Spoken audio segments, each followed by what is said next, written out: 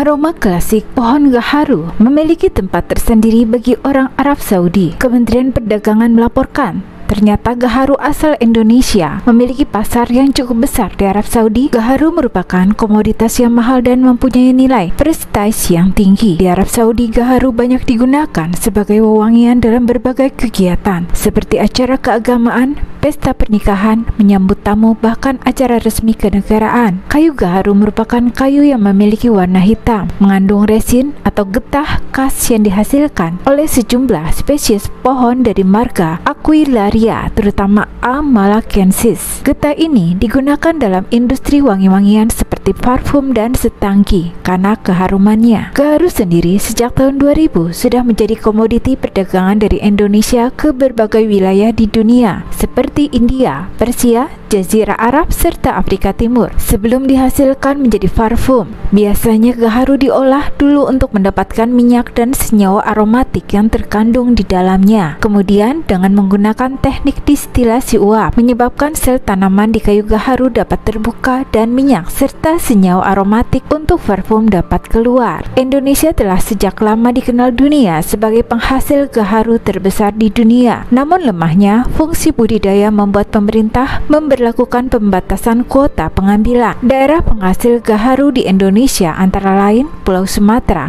Pulau Kalimantan, Pulau Papua, dan sebagian wilayah Maluku, wilayah Sulawesi, Pulau NTT, NTB, dan juga Pulau Jawa. Kayu gaharu sejak lama menjadi komoditas dagang dari kerajaan di Indonesia.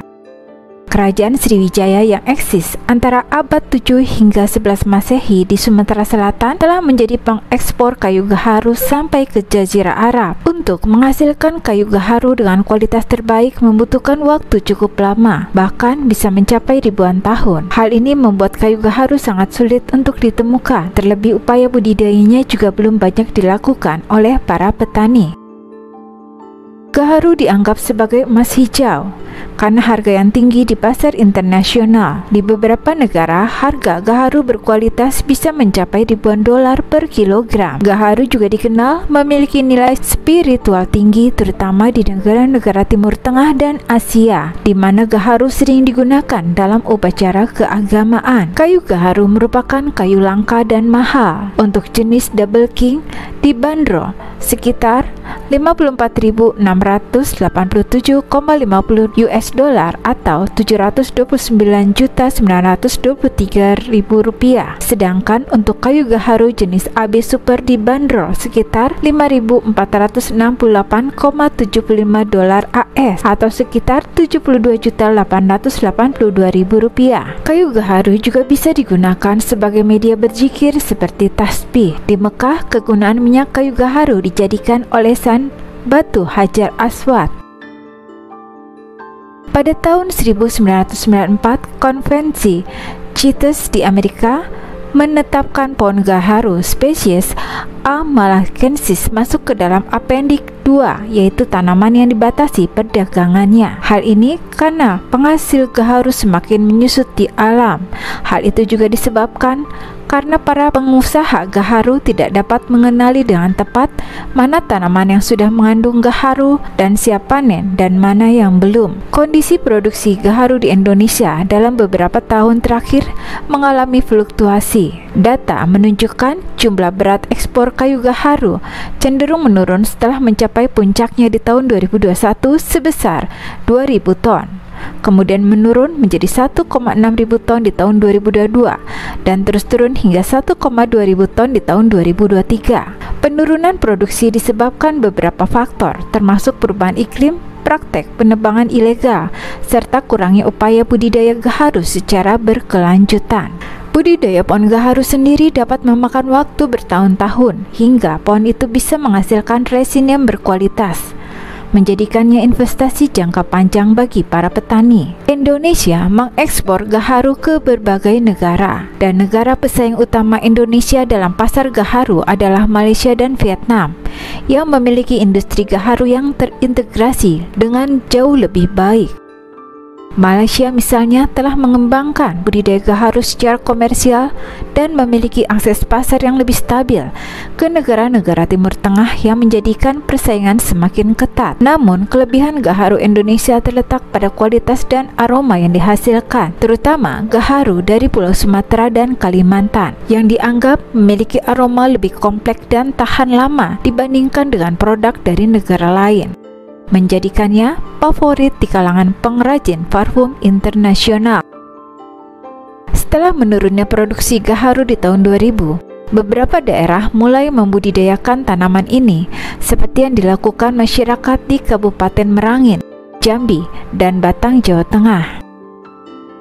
Gaharu budidaya ini dapat menjadi salah satu cara mendapatkan gaharu yang ilegal untuk memenuhi permintaan pasar global. Cara yang ditempuh petani agar pohon penghasil gaharu dapat menghasilkan gubal gaharu bermacam-macam, dari cara konvensional hingga modifikasi. Cara konvensional yaitu melukai batang pohon dan menanam paku pada batang pohon. Sedangkan cara modifikasi yaitu menggunakan bahan kimia, mikroorganisme yang sudah diisolasi serta perlengkapan pembantu. Masing-masing dari cara ini memiliki kelebihan dan kekurangan. Seperti cara konvensional, mudah diaplikasikan masyarakat, namun pembentukan gubal gaharu membutuhkan waktu yang lama hingga bertahun-tahun hanya untuk mendapatkan mutu kelas kemedangan. Pada cara modifikasi, gaharu kelas kemedangan dapat diperoleh dalam hitungan bulan, antara 3 hingga 6 bulan. Tapi, gubal gaharu yang dihasilkan dalam budidaya juga seringkali gagal terbentuk atau kualitasnya tidak sesuai harapan. Data penelitian menunjukkan sekitar 7 hingga 10% saja dari pohon yang dibudidaya dapat menghasilkan gubal gaharu. Masyarakat di Lombok mulai berbondong-bondong menanam pohon gaharu sekitar tahun 1998 ketika program penghijauan dijalankan. Petani menanam pohon penghasil gaharu hingga memperlakukan pohon tersebut sehingga menghasilkan gubal gaharu. Dan di Batang, Jawa Tengah, dalam 7 tahun terakhir, para petani juga mulai banyak yang membudidayakan pohon gaharu. Awalnya karena salah penanganan, ribuan tanaman tidak banyak yang produktif sehingga potensi ekonominya kurang maksimal. Tapi setelah ada upaya pendampingan dari tim ahli dari luar daerah dengan metode yang benar selama 3 bulan, hasilnya mulai dapat dirasakan, seperti kembalinya tanaman itu memiliki harapan untuk dapat dipanen. Seperti yang terjadi di Desa Sempu, Kecamatan Limpung, Batang.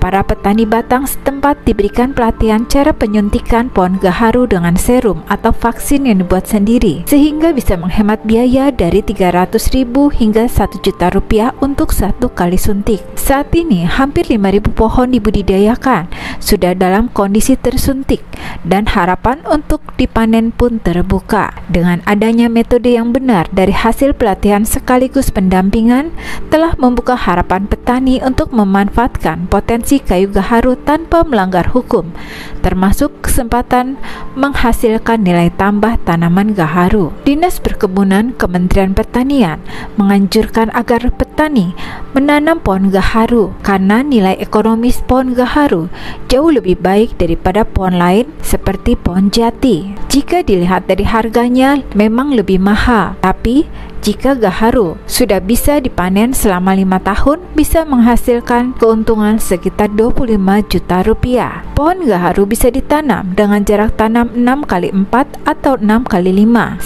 hektar bisa ditanam sekitar 500 pohon gaharu. Perawatannya mudah, bisa ditanam di lahan mana saja. Dan mengenai bibit gaharu, pihak Kementan sudah menyiapkan stok sekitar 6.000 bibit. Setelah diberi pendampingan bagaimana cara penanaman dan cara memeliharanya, maka akan didata Kementan dan datanya nanti dilakukan oleh Dinas Perkebunan.